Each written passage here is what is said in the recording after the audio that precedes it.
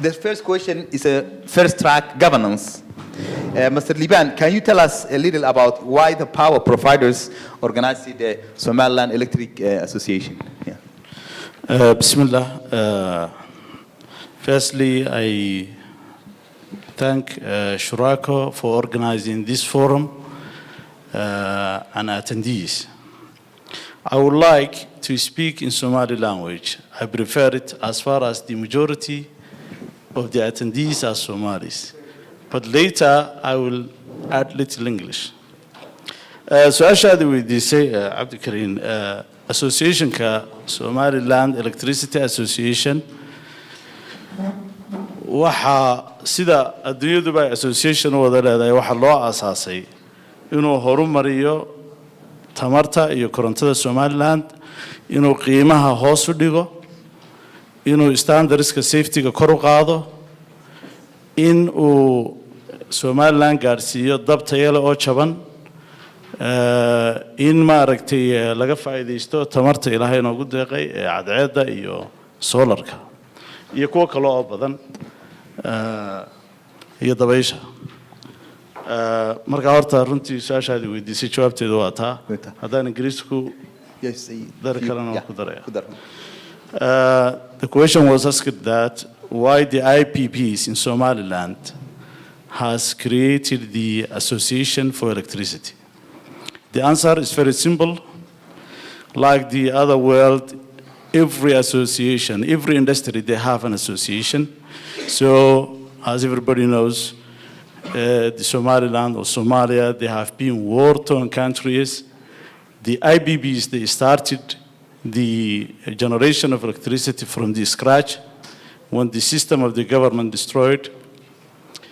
Then it worked like that, and later on it's needed for a regulatory framework, an association that will help to develop and work in the electricity sector, that can make the prices reduce into affordable rate. Association also will work hard to utilize from the renewable energy resources like the wind and the solar, which is very abundant in Somaliland and Somalia. And also the association will work hard to help the bodies like the Ministry of Energy to create a Somaliland Electricity Act and a legal framework, regulatory framework for the country.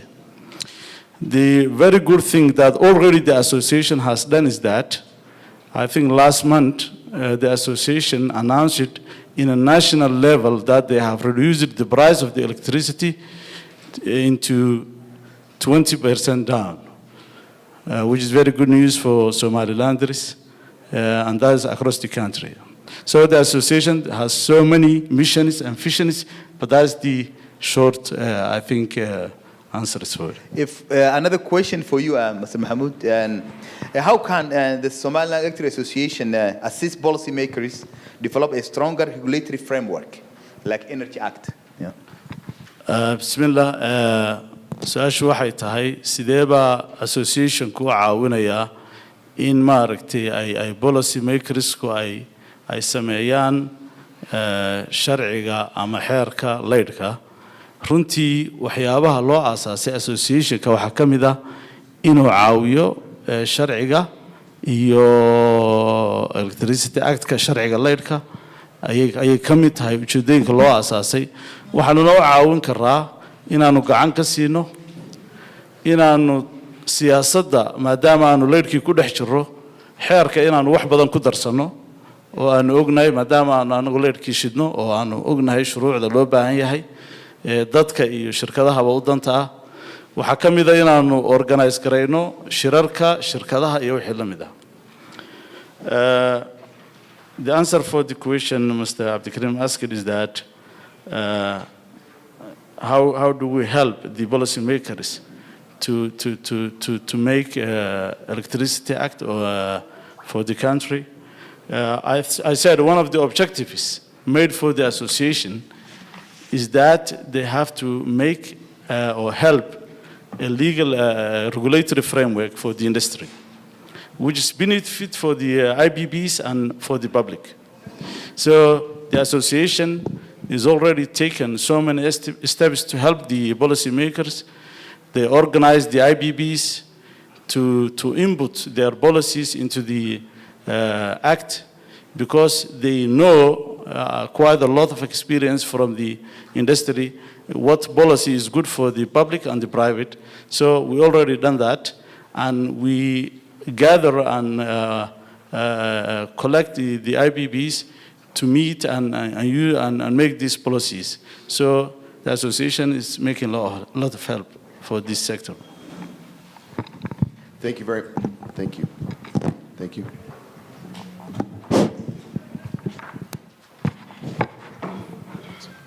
Thank you very much. So the next questions are for Mr. Mohamed Farah on strategy. So Mr. Farah, as chairman of ALEL Power, what are the strategy challenges an IPP faces to run an effective business in this context? Yeah. First of all, I'd like to thank Shuraako for the convention, wonderful convention, and for the information sharing that we'll be getting out of it at the end of the conference. I'd like to thank the delegates that are here today. To answer the question, yes, there are strategic challenges IPPs face to run an effective business. Of course, the challenges are many and varied. Some are infrastructure challenges, and in terms of infrastructure, I'm trying to divide it into generation, transmission, and distribution. There are problems associated and challenges associated with the generation itself. For example, if we take an example of a city like Hargeisa, there are almost 1 million people that live here, but there's not enough generation capacity to cope with the existing demand as it is. And as you can see, the demand is already suppressed. And if there was sufficient generation available, that would have created at the back of it a lot of industries that would have added to the backbone of our economy. Right. In terms of transmission, there are poor transmission lines that exist, and there are ill-equipped distribution lines also. But then how did all of this come about? Let me add a little information for those that may not be aware how electricity started in Somaliland and Somalia, for example. I mean, after the war, before the war, the government that existed at the time used to provide electricity from the government equipment, but then when everything is actually disintegrated, people came back to their own country, and out of their own goodwill, people bought generators, and everybody was supplied electricity in his own backyard and for his own neighborhood. That created challenges itself, because there was like a zone war. 2 IPPs didn't have a zoning, then that was a problem. And also this might be one of the problems that actually we faced. In order to solve these problems, we got together and started an association umbrella, like the one that my friend has spoken about, Mr. Liban. We said, what shall we do to get at this problem? And then through this institution that we have created, we solved our problems and we started self-policing ourselves. That was a self-made regulatory framework before even regulatory framework started. And then we kind of moved on. We said, how do we deal with this dilemma? We don't have a government that can support us financially. We don't have institutions or banks that can provide loans or funding. We said, the only thing that we can get out of this problem is if we unite ourselves and pool all our resources and technical know-how. That's how we created a union of companies in the north of the city and in the south of the city. In the south of the city, the company is known as HECO. And in the northern city, is known as ALEL, which I'm the chairman. We haven't stopped at that level. We started to unite the two companies as well.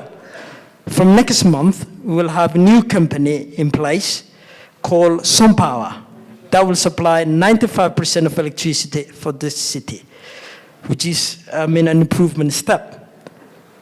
So I think I answered that question. Is that an announcement? Yes. You heard it first here. Yes, that's the first-hand information, by the way, yeah? Is the newspapers here? It's very unofficial, yeah. Thank you very much. And that's great. Breaking news. Everybody can tweet that now. Actually, there are hashtags in the program. If you want to be tweeting, you can be tweeting this. Where hopefully there's going to be some following. I have a follow-up question for. They requested that I should say something in Somali. Please. Oh yeah. Please. Right. Okay. Waan soo yara gaabinaya. In fact, waxa aan la weydiiyey waa maxay mushkiladaha challengeska hor yaala shirkadaha leerka shida.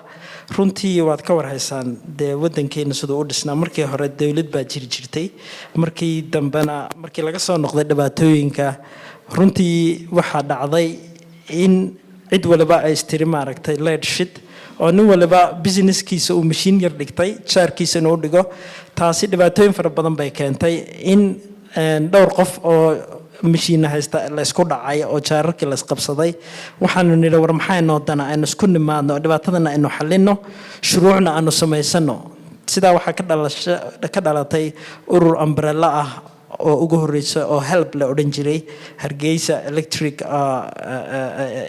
and Light and Power ururkaas iskugu nimid dadkii waan isbaranay de arrimaheena ka wada tashanay deedna waxaanu nidhi war halkan aanu ka sii gudubno marka labadii qof is qabsadaba tribunal ahaan ururkaas u kala garqaadi jiray haddana waxaanu nidhi war baahidan way naga weyn tahay sideena u sii xalinaa markaasaanu nidhi waa inaanu midownaa marka runtii midowgii ugu horeeyay waxa uu ka dhacay koonfurta Hargeysa oo ka hawaaga la odhan jiray markii dambena jeeka isku bedeshay oo ilaa 40 company ahaa midowgii kalena wuxuu ka dhacay waqooyiga Hargeysa oo ALEL ahayd oo ilaa 9 company ay isku yimaadeen halkan kuma naasi joogsanay waxaanu nidhi company weyn inaanu sameeyno company-giina waanu maaragtay bishan dabayaaqadeeda ayaan maaragtay u dhamaanaya waxaanu u bixinay SomalPower oo wuxuu hirgeli doonaa bisha soo socota oo warkaasina waa war runtii farxad leh shirkadaha kale noo harsana iyaguna waanu ku soo dareynaa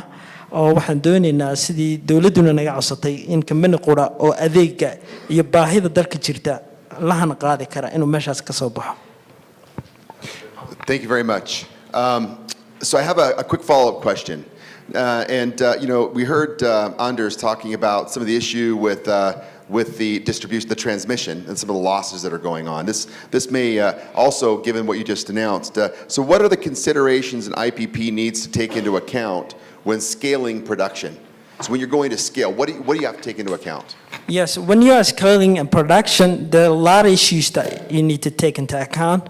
First of all, when you are trying to set up a generation plant, you have to take into account the demand that's there.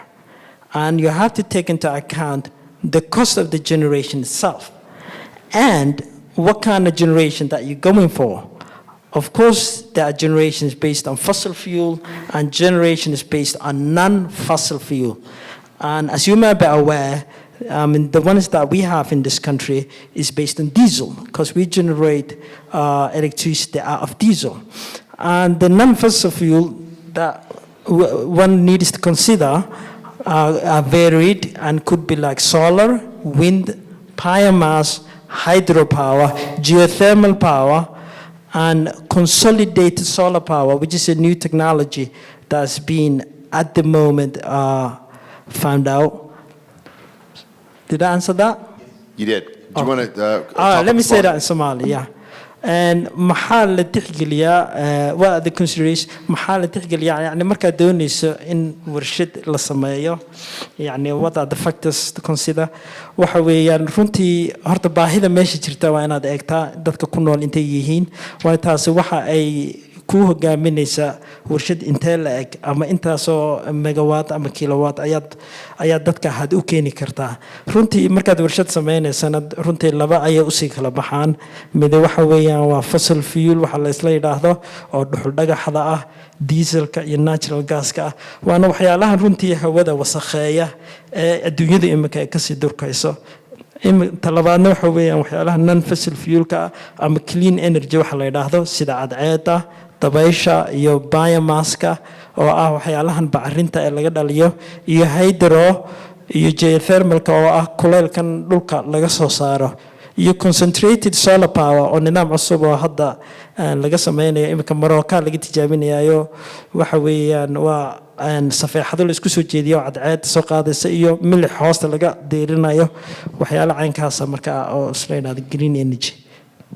Yeah, thank you, Mohamed. And the next question will go to our expert, Master Engineer Mirreh.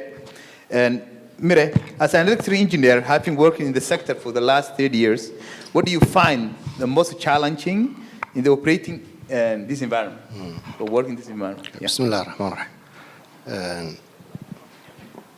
runtii horta anigu muddo badan baan ka shaqaynayay majaalkan muddo badan baan ka shaqaynayay marka sanadahan dambe uun baa hadda renewable meeshan aan u fadhinahay soo baxeen laakiin inta badan waxaan ku soo qaatay korontada caadiga ah ee conventionalka loo yaqaan dhibaatooyin caqabadaha ila soo kulmay anigu marka aan ka hadlo laba ugu badnaa mid wuxuu ahaa waxa marka masalan bids ama de shaqo la qabanayo oo bids ay yimaadaan 10 masalan bids oo waaweyn sidii aad u evaluate garanaysid aad u qiimeyn lahayd aad u kala soo celahayd masalan maanta kuwa ugu fiican aad u kala dooran lahayd marka aad short listing samayso masalan 4 ay kugu soo haraan 5 ay kugu soo haraan technical and commercial evaluation ka marka la sameeyo waa shaqo runtii aad u adag oo challenge badan marka taasi mid bay ahayd ta kalena waxay ahayd waqtiga caqabada kale badanaa ay soo hor ima jirtay waxay ahayd waqtiga masalan hadii laga rabo inaad mashruuc dhamayso ficlan mashruuc walba horta caqabadihiisu leeyahay laakiin mashruuca masalan marur waxa ku imanaysa waxa laga rabaa inaad 24 bilood aad ku dhamaysid ama 36 bilood ama 18 bilood marka waqtigaas inaad ka gaarsiiso oo qoladii shaqada aad u qabanaysana ayna ka caawineen xagga waqtiga masalan wadamada qaarkood aan ka soo shaqeeyay yaa wuxuu igu ahaa caqabad labada caqabadood waaweyn haddaan soo koobo waxay ahaayeen taa marka la qiimeynayo ma ogtahay projectka cidii qaadan lahayd mashruuca cidii qaadan lahayd iyo marka la rabo in la dhameeyo waqtiga arrimaha ku saabsan oo cidii lahayd ayna maartay kula shaqeynayeen labadaas ay ahaayeen maartay caqabadaha ugu waaweyn ee aan soo maray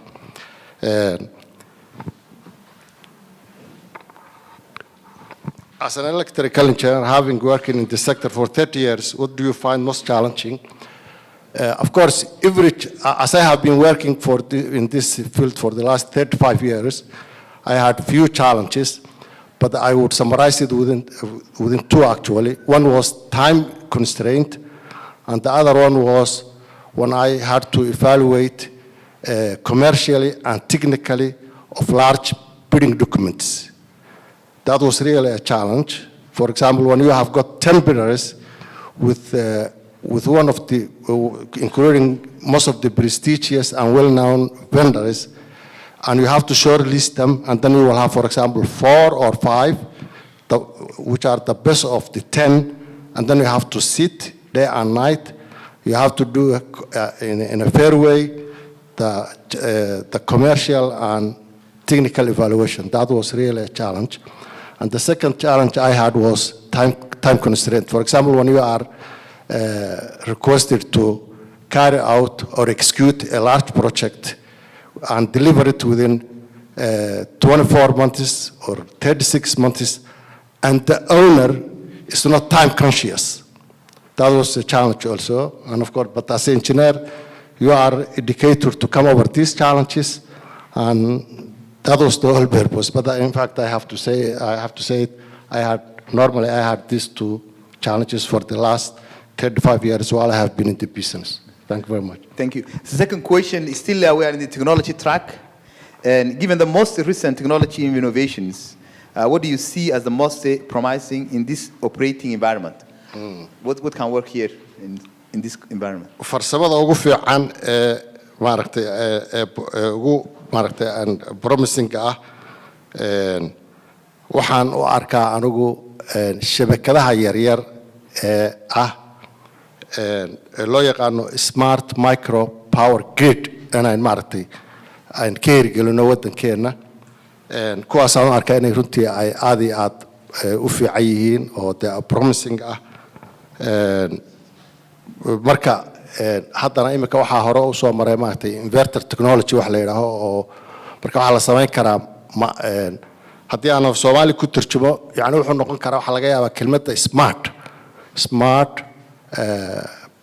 micro power grid waa shabakad yar oo xidaarsan yani xidaarka waxa laga yaabaa dad badan oo Soomaaliya inayna maartay dhalinyarada khaasatan ayna aqoon xidaar markii la yiraahdo odaygaas waa oday xidaar ninkaas waa nin xidaar daad waxa weeyay smart guy marka xariif abu maskax badan yahay abu marka shabakad yar oo cudoon oo laakiin kelmadda sax ah waxa way runtii xidaar ah in la sameeyo iyadoo laga duulayo qoraxda iyo dabasha tamarta cusboonaata marka taana waxaan arkaa runtii inay maartay rajo weyn ay ku yeelan doonto wadamadeena iyo deegaanadeenaba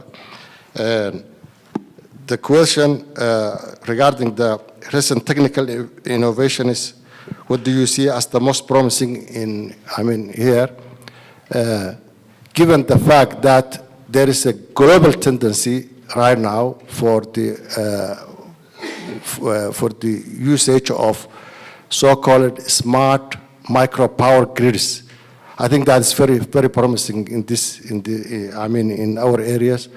And given the fact that the inverter technology is actually getting more efficient with less loss, it's, I think, combining these two elements, the acceptance of this global tendency, having this smart micro power grids with this new inverter technology, I see this as a very promising thing here in our areas. Thank you very much. Thank you, Mr. Mirreh.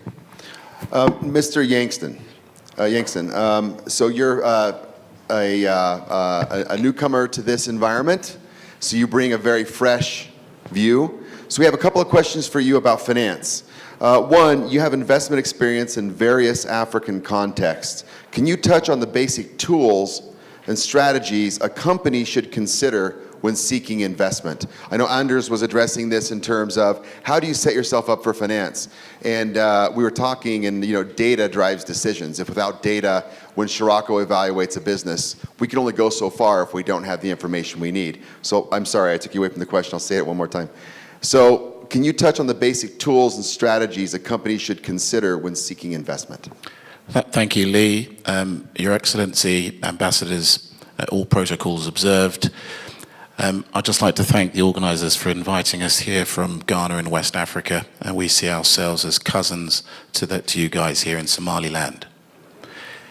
GCP invests in a number of different areas and looks at, in the solar context, the utility scale, the rooftop scale, and also the solar lantern scale. And in terms of financing from overseas companies, which is, of course, where we would place ourselves, we set it in this context. As was mentioned in the introduction, we're developing a 28 megawatt utility scale project in the south of Ghana. We're developing a 50 megawatt project in the north of Nigeria and a 54 megawatt utility scale project in Mozambique. In addition to that, we're developing large projects in Togo, Benin, and Gambia. We are also developing a number of rooftop solar projects in hospitals in Zambia, Cameroon, and Niger. And what we've realized, and I think it comes to the point of the question, is what is the best cost of power for the people in that region? If you look at our large-scale project in Ghana, we've calculated the equity to cost $20 per person for 25 years. So that's $20 per person for 25 years worth of power. So it's very, very, very economical on the very large scale. Within the Somaliland context, security would be one of our primary concerns. But in addition to that, the cost of finance here is absolutely crucial. And I'm very glad to see Danida, Sweat Fund, DFID, and a number of the other multilaterals in the room, because they provide a very critical and crucial part of the financing process. If I can look at utility scale first, as an overseas investor bringing cash equity into Somaliland, the senior debt providers that we would go to would look for some comfort on the repayment of those cash flows that we need. And in the Nigerian context, we would look for sovereign guarantees. In Somaliland, that may not be available. So we would see a very crucial role for the likes of IFC, OPIC, DFID, Sweat Fund, FMO, and others to provide capital protection to those senior debt payments. And if I just finish off on the question as regards to rooftop solar, we're currently developing rooftop solar on a 200-bed district hospital in Zambia and on a 40-bed district hospital, community hospital in Ghana. In both of those contexts, we will finance and provide all of the equipment to run that plant for 15 to 20 years, and then we would look for an offtake agreement from the Ministry of Health or the Ministry of Energy. And in the Somaliland context, the outside donors would be able to give us the comfort on the cash flow payments to allow us to come to this environment. So as far as the financing is concerned for overseas players, the international donor community has a very key role to play. And I will just finalize and say apologies for speaking in English. I don't speak Somali, so I apologize for that. Do we want to do any kind of a... Actually, maybe I say quickly a few words. I think most of them, most of you I think understand English.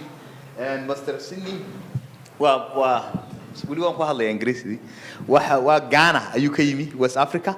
Waxaan u leeyahay company investment, company waxay maalgeliyaan energy-ga. Weliba xagga renewable energy-ga. Marka waxaa ka mid ah mashaariicdooda qaar 28 megawatt, qaar 50 megawatt. Marka imika xitaa dhakhtarada way invest gareeyeen. Marka runtii imika kambaniyada power kambaniyada imika localka wax fiican after meeting kala hadlaan sidii marka halkan u maalgashan lahayn. Marka waxyaabaha ka warwarsiin wax kamid ah wuxuu yiri eegin wax kamid security-ga marka xagga nabadgelyada marka taayna la hadashaan oo ka jaal saartaan oo meeshin amaan tahay oo la maalgashan karo iyo maalgashada kale ka dhacay inay u sharaxdaan. Marka wadana badan Afrika ay maalgeliyeen xagga tamarta. waxaa ka mid ah Ghana, Nigeria, Mozambique, Zambia, qawadanada badan. Marka kulli buu joogaa maalmaha oo dhan ka la sii hadla hadii la helo. Thank you.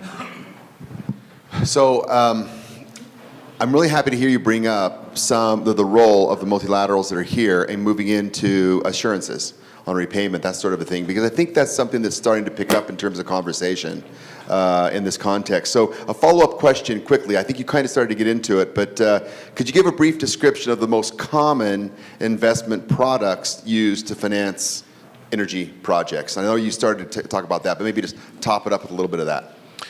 So I think if it could break those down into sort of two different levels. You've got the commercial rooftop where the off-taker would be an agri-processor or a hospital.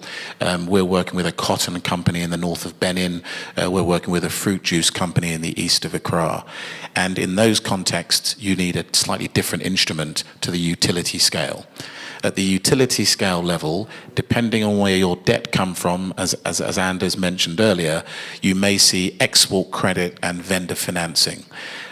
We're talking to a large EPC in the United States that may be building a $56 million project, and a lot of the equipment, about 30% of it, which is the solar panels, may be sourced from the United States.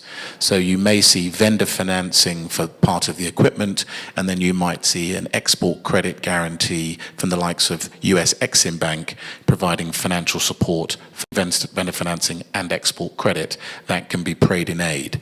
I'm I'm not quite sure whether, as far as Somaliland is concerned, a lot of their mandates extend to this jurisdiction. But we would see that there is certainly scope for those sort of instruments at the very large scale. As far as the rooftop and the commercial scale, these transactions normally stand on their own. So if you have large agri-rice producers here in Somaliland who are able to have balance sheet strength and show cash flow over a period of time, they may of themselves be able to support some form of rooftop solar installation on the basis purely that they're paying $30,000 a month for diesel and have done that for 5 years. That might give confidence to the lenders to provide cash support in that context. So we would see a slightly different package of instruments for the commercial space, and I would say that some of the international banks and some of the domestic banks may be able to provide 6 months letters of credit to support cash flows on the commercial rooftop investments. And I think this is an important piece to bring up, because I think at least what we've seen in the past so far with the businesses we've gotten into, balance sheet strength and or cash flow finance hasn't necessarily happened. It's been very asset-backed, very conventional, very conservative debt or other kinds of finance. I think the market's waking up a little bit in terms of the finance it can offer, but it's very here the risk is so high, it's been so high that it's very difficult to use those types of finance. But it's very good to hear what is going on in other contexts and also to prompt out what could happen here. But again, this is where it gets back to the data drives decisions. You have to have good information in order to get good cooperation. So last and final panelist, and then we'll have one summary question. By the way, we're only 15 minutes off now. Can you believe that? Manufacturing time. Not only are we manufacturing energy here, we're going to manufacture time. So go ahead. Actually, the last track we're going to discuss about is a workforce. And I'm going to ask questions to Dr. Ahmed Hussein Isa, the president of Abaarso Tech University. And first question, you have a very rich educational background. Given your own personal pursuit of higher education, as well as your role leading Abaarso Tech University, what advice do you have for youth as they seek a career path? Yeah. Thank you, Abdul Karim. Good morning or good afternoon. I think we're already getting there. I think for any young person who is looking for a career, one thing we all should realize, and they should realize, is that the future trend is the green economy. If you look at what's going on around the world now, although if you look at the workforce that's engaged in renewable energy at the moment, it's small. If you look at the trend is growing and exponentially growing. India, for example, just last week, announced that they are going to increase their solar energy output to 100 gigawatts. And they will increase their employment from 10,000 now to 1 million in 4 years. If you look at what's going on in Europe, it's the same. Europe is going to increase its energy output in solar and other renewable energy from 13% to 20% in just 4 years. By 2020, they are already at 18% now. There are about 1.2 million people working in renewable energy at the moment. That figure is going to grow to 6.3 million in renewable energy, solar and wind, and 12 million in biomass. So this is a growing field. If you look at the deficit that we have here in this region, we have absolutely zero. Relatively, we have very little employment in this sector, but it's growing. So this is a growing field, and any young person who's looking for employment for a career should be looking into this.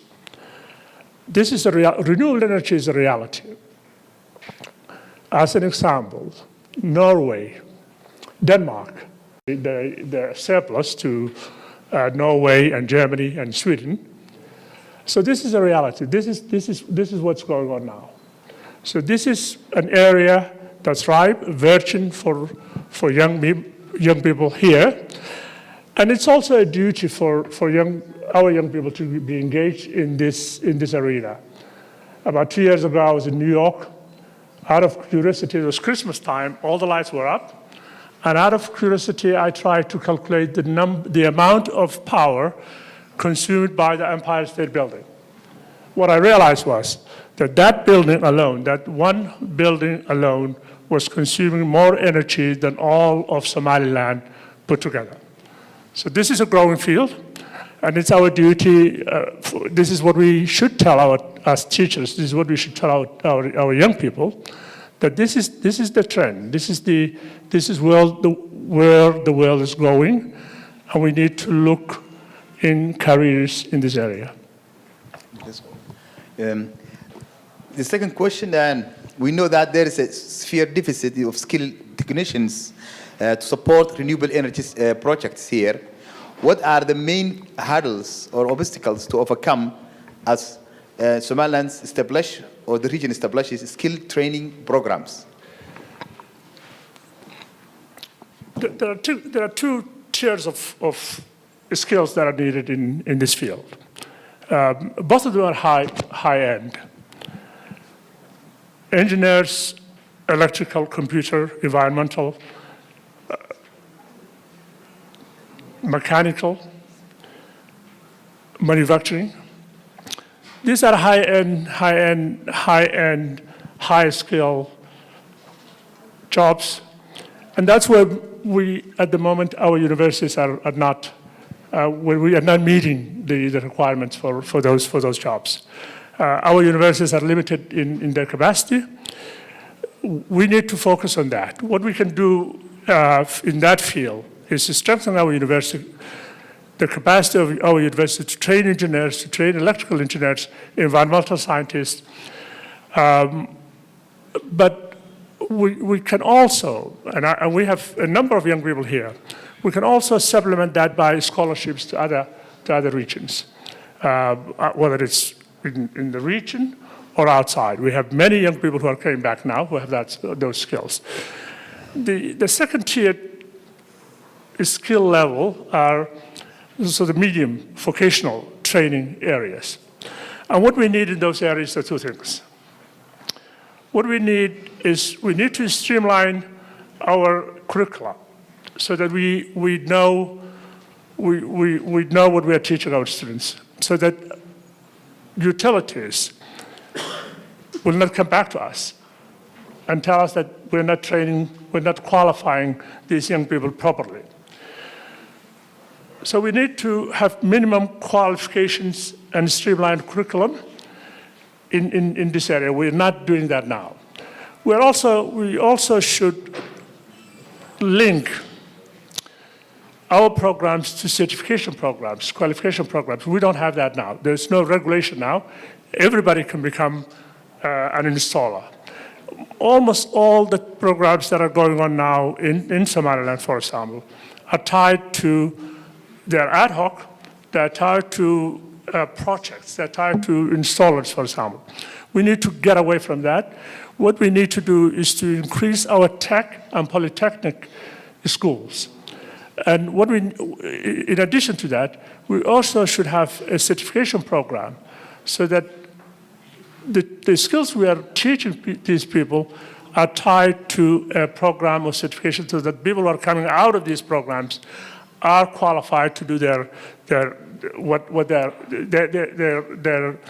education is fit for purpose. We're not doing that now.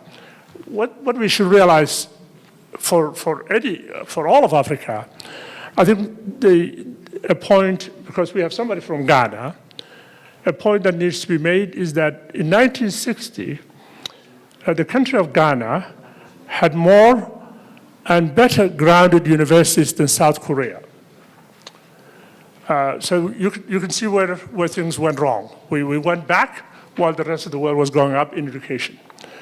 And the reality is, if you don't put your resources in your young people, if you try, this is something that has been found a long time ago. There has been a very well well-known study by 2 Nobel laureates. I think it was in 1986. What they tried to do was to look at a number of countries and to see, which of these countries develop faster? Those countries that put more resources in educating their young people, and those countries that try and to develop their resources. And the answer was clear. Those countries like South Korea, Japan, that did not really have a lot of resources, but had a lot of, but put a lot of energy into developing their own people, developed faster. And that's what we need to do here as well. We need not only to develop our own resources, but to also develop our own young people. I completely agree, and thank you very much for touching on that. The human capital, the human resource potential here is fantastic.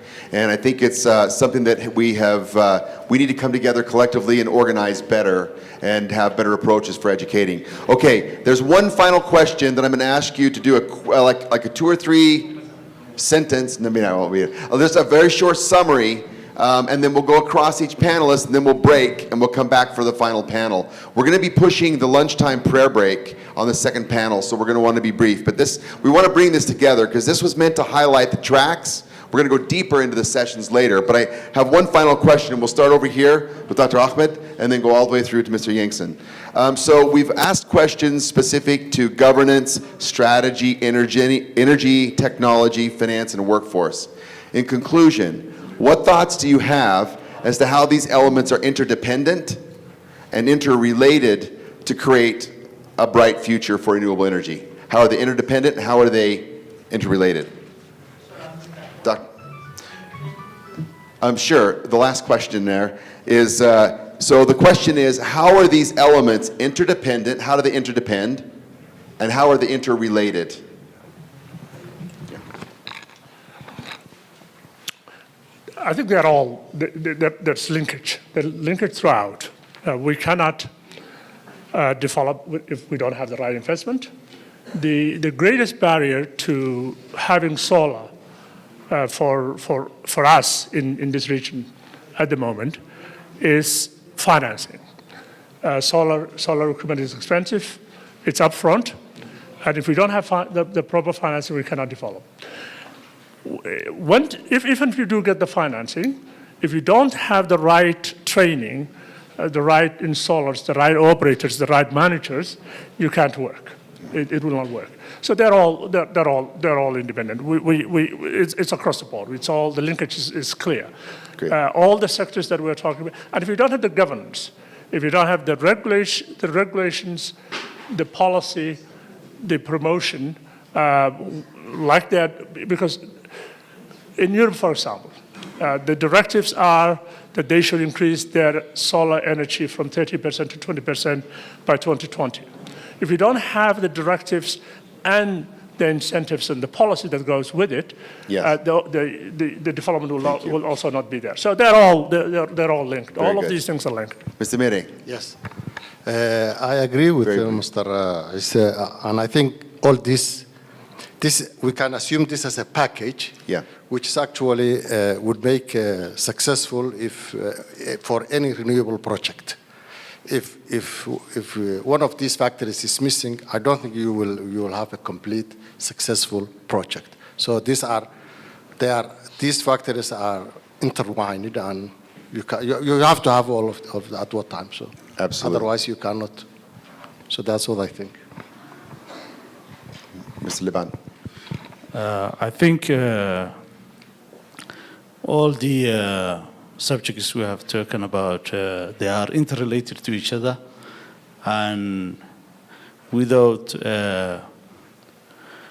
accepting all of them and putting them into practice, we cannot reach the bright future in the renewable energy. Thank you. I think these points, the governance, strategy, energy, technology, finance, workforce, they are all interrelated, right? And because when you are doing electricity, well, there has to be governance involved in that. right? Obviously, you know that we are already working on this act and strategy, energy technology. The technology, we need disruptive technology to turn the table, something that is not available right now. For example, how do we store energy? For example, that's not available at the moment with that battery. So that during peak time, what we save during slack time, we can use during the peak times. If that sort of technology was available, then that would be great. In terms of finance, you know, in a place like Somaliland in our country, a lot of financing instruments are not applicable here like the other world because we don't have guarantee systems in place, we don't have financial structures in place. Then how do we overcome that hurdle? It's also another problem. So therefore, we need a methodology that's unique to a country like ours here. Because we've seen a lot of institutions like the World Bank, DFIC, that come here in order to lobby for investment, but none have materialized as a result of these structures that are not available. Obviously, we also need a workforce that are trained to carry out the renewable sector technology so that that will add to the economy and create jobs. Thank you. Thank you. Mr. Yankson. Thank you very much. We have a very simple rubric at GCP: people, projects, capital. So people are absolutely critical, as the professor has said. One of the things we saw in Ghana was the World Bank funding training for electrical engineers on solar. There's currently a bank of about 1,500 electrical solar engineers in the system that can be used for projects. And where that interrelates in the Somaliland context is that the Renewable Energy Association has a crucial role to play in advocacy for all of the IPPs and projects that need to move forward. And then as far as capital is concerned, there needs to be some understanding that in order for the electricity deficit to grow from its current very low levels to where it needs to be, there needs to be overseas capital and overseas private companies coming into the industry. So the more support that can be given at the project level by the multilaterals and by the local banks, the more financing and the more investors you'll see. I'll finish by talking about Uganda. As most of you in the room will know, KfW, the German Development Bank, sponsored the Get Fit program in Uganda, where they standardized PPAs, they standardized implementation agreements, and they provided a top-up to the feed-in tariff paid by the Ugandan energy regulator. So these are things that have already been done to unlock a lot of potential in a lot of countries, and currently Uganda has 162 megawatts of renewables, mostly small-scale hydro, small-scale solar, going through their system. So people, projects, capital, in that order, if you fix those challenges here, I think you've got a very bright future. I think I appreciate the comments of the panel. Something that we know, entrepreneurship, business, oftentimes is opportunistic. Definitely, you have to move around opportunity, right? But then once business establishes, you need to then get to a level playing field and breed in a certain amount of predictability. So you have to move from, I mean, you move from opportunity to opportunity, but you also have to have some stability. So a lot of these things come into play. It's an ecosystem. When we met in Nairobi, we tried to highlight the entrepreneur ecosystem, and ecosystems change, just like they do all over. And so there are unique elements in this ecosystem that are strong and that are weak, and they change over time. So there's constant diagnostics. So the point of this whole session was to bring out some of those points, show how they interplay. We have a request from the audience, actually, Dr. Ahmed, to say briefly, very, very briefly, what you said in Somali, and then I'm gonna wrap it. We're gonna do a transition. Bismillah ar-Rahman ar-Rahim. Rally هذا وان اللوبي إن بدل ما دبده شو خير بين قوات هو خوات شو بلعبوا بين قناة الصومالية بركة رالي هذا وح سؤال وحي هي حدي اللي يرى ما عند سوق رئيسها سكولة كوتشرتها ما حد كرات الله هي xagga shaqada inay dariiqay mar lahaayeen waxaan markaa anuu isleeyahay future-ku shaqooyinka adduunka ee maanta soo socdaa dhaqaalaha soo socdaa ay u abuurayaan waxa weeyaan waa tamarta cusboonaata haddaad eegto masalba India oo kale example ahaan India last weekgiina soo dhaafay 12 February waa 8 cisho kaliya ayaa soo dhaafay waxay ku dhawaaqeen inay kordhinayaan energy-gooda solar energy-gooda ka gaadhsiinayaan 100 gigawatt shaqaalaha maanta ka shaqeeya India ee solar energy ka shaqeeya waa 10 kun oo kaliya 1 milyan bay gaarayaa 2020 marka dhaqdhaqaaqu waxa weeye sida adduunka u socdaa waxa weeye in shaqooyinka cusub ay noqonayaan shaqooyinka la xidhiidha tamarta cusboonaata marka dhalinyarada maanta soo koraysa waa inay aragtaa in mustaqbalkooda xagga shaqada uu yahay marka la eego xagga tamarta inay noqonayso tamarta cusboonaata mushkiladdu waxa weeyaan marka su-aashii labaad u galo ee ahayd maxaa hortaagan waa maxaa caqabadaha hortaagan waxbarashada wax weeye weli jaamacadaheenu may gaarin heer ay abuuraan qaybta sare electrical engineerska architectka environmental scientistska ay u baahan tahay tamarta cusboonaata weli may gaarin waxaan u baahnaynu culays saaro sidii ay jaamacadaheenu uga soo bixi lahayn hawsha arrinta labaadna waxa weeye waxaan u baahannahay inaynu educationka qaybta vocationalka la yidhaahdo ee skillska dhexe mushkiladda solar energy-ga haystaa waxa weeyaan waa high qualification upfront marka entry levelka la eego marka laga eego halka laga bilaabayo way ka sarreysaa meelaha kale ee laga galo shaqooyinka kale marka waxaa loo baahan yahay in aynu ka guuro inkastaynu wuxu baraa waxa weeyaan in shirkadaha shidaalku shirkadaha tamartu ayagu iyo kuwa installersku ayagu wax baraan iyagu shaqaalahooda wax baraan waxa weeye inaynu ka guuro vocational training markay noqoto inaynu ka guuro taa oo aynu dhiirigelino iskuullada ama polytechnica ama technical schoolska tech universitieska inaynu dhiirigelino waayo halkaasi ka soo baxaysaa shaqadu halkaasi ka soo baxaysaa waxaa tilmaam ahaan waxaan soo qaatay masalanba in daar kaliya oo ku taalla New York City in ay ka tamar badan tahay tamarta isticmaasha ay ka badan tahay tamarta lagu isticmaalo Hargeysa oo dhan marka waxaynu ku jiraa dhalinyaraduna waa inay arkaan inay tahay tani mas'uuliyadoodii inay arkaan dhalinyaradeenu mas'uuliyadooda ah waxaynu ku jiraa isticmaalka energy-gu dhibaatada ugu weyn bay nagu hayaa waa inay iyagii markaa isku dayaan in ay sare u qaadaan inay xoojiyaan inay gaarsiiyaan dalkeenna ummaddeena inay gaarsiiyaan halkaa ummadda kaleba gaarsiisan tahay ee aanay dee noqon daar kaliya inay ka xoog badato ka quwad badato dalkii oo dhan marka waa duty saaran waa waajib saaran dhalinyarada dhammaantood dariiqa adduunku maanta maraya waa renewable energy kaasay tayna inaynu dhammaanteen ka wada fikiro mas-uuliyiin iyo dhalinyaraba All right.